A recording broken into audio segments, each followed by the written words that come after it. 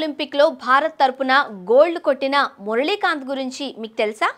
Best inspirational story of Indian Olympic history. Muralikant Rajaram Patekar. ఇతనిదో inspirational story.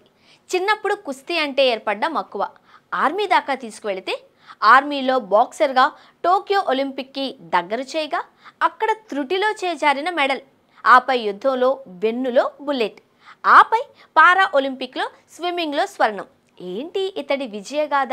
ఇప్పుడు చూద్దాం. మురళీకాంత్ పటేకర్ భారత ఒలింపిక్ వీరుడి విజయగాథకు మరో పేరు. రెగ్యులర్, ఇర్రెగ్యులర్ అనే 2 ఒలింపిక్స్లో 2 విభాగాలలో పార్టిసిపేట్ చేసిన ఒకే ఒక్కడు మురళీకాంత్.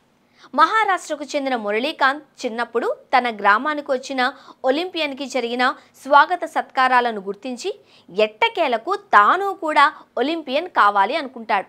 అందున గోల్డ్ కొట్టాలి అన్నది తన కలగా చేసుకున్నాడు. ఆ ఊళ్ళో ప్రముఖ కుస్తీ యోధుడి దగ్గర శిక్షణ తీసుకున్నాడు.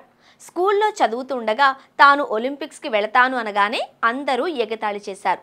ఇలా కాదని తన ఒలింపిక్ మెడల్ డ్రీమ్ సీరియస్గా తీసుకుని క్లాసులు ఎగ్గొట్టి కుస్తీ శిక్షణకు వెళ్ళాడు. ఒక సమయంలో ఆ ఊరి ప్రముఖుడి కొడుకుతో కుస్తీ పోటీకి ఇతన్ని కావాలని పంపారు. ఇతడైతే ఆటలో అరటిపండు లాంటివాడు. ఎలాగైనా సరే ఓడిపోవడం ఖాయమన్నది ఆ కోచ్ ప్రగాఢ విశ్వాసం.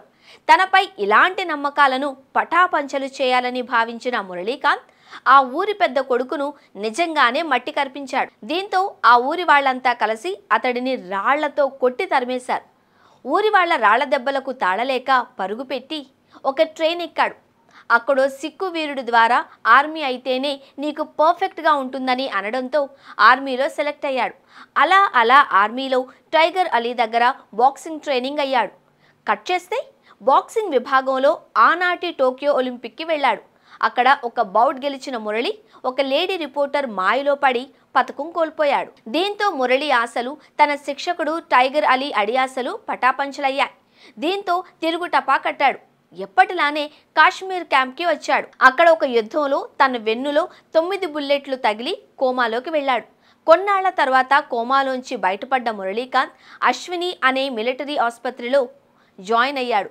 అక్కడ చికిత్సను అందుకుంటూ ఫైనల్గా తన దృష్టి స్విమ్మింగ్పై పెట్టాడు. 40 ఏళ్లైనా సరే తగ్గని ధారాసింగ్ క్రీడా స్ఫూర్తితో తాను ఎలాగైనా సరే పారా ఒలింపిక్స్లో పార్టిసిపేట్ చేయాలి అనుకున్నాడు.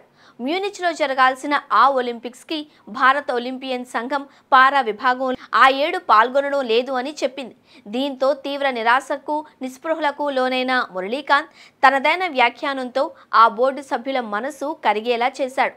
ఫైనల్గా మ్యూనిచ్లో జరగాల్సిన ఆ పోటీ కాస్త టెర్రరిస్ట్ అటాక్ కారణంగా ఆగిపోయింది. మళ్లీ జరిగిన ఆ ఏటి పారా ఒలింపిక్స్లో ఎట్టకేలకు పార్టిసిపేట్ చేశాడు మురళీకాంత్. ఫైనల్లీ స్విమ్మింగ్ ఫైనల్స్లో చేరుకున్నాడు. చిన్ననాటి నుంచి అతడిది ఒకటే ఆశయం, ఎట్టకేలకు తాను ఒలింపిక్లో గోల్డ్ కొట్టాలి. ఆ కల కోసం అప్పటి వరకు తాను పడ్డ కష్టాలన్నింటినీ ఒక్కసారి గుర్తు చేసుకుని ఫైనల్లో ఫస్ట్ ప్లేస్లో నిలిచి భారత పతాకాన్ని ఎగురవేశాడు మురళీకాంత్. బేసిక్గా ఇలాంటి వీరుల విజయగాథ ఎందరికో స్ఫూర్తిదాయకం. ఒక మనిషి బతికున్నంత వరకు అతడు తన ఆశయం నెరవేర్చుకునేందుకు అవకాశం ఉందని నిరూపిస్తూ ఉంటుంది. Muralikanth Olympic gold medal winnowing story. మరి మీరు కూడా మీ ఆశయాలను నెరవేర్చుకోవడంలో ఒక్కసారి మురళీకాంత్ను గుర్తు చేసుకుని లక్ష్య ఛేదన చేస్తారు కదూ.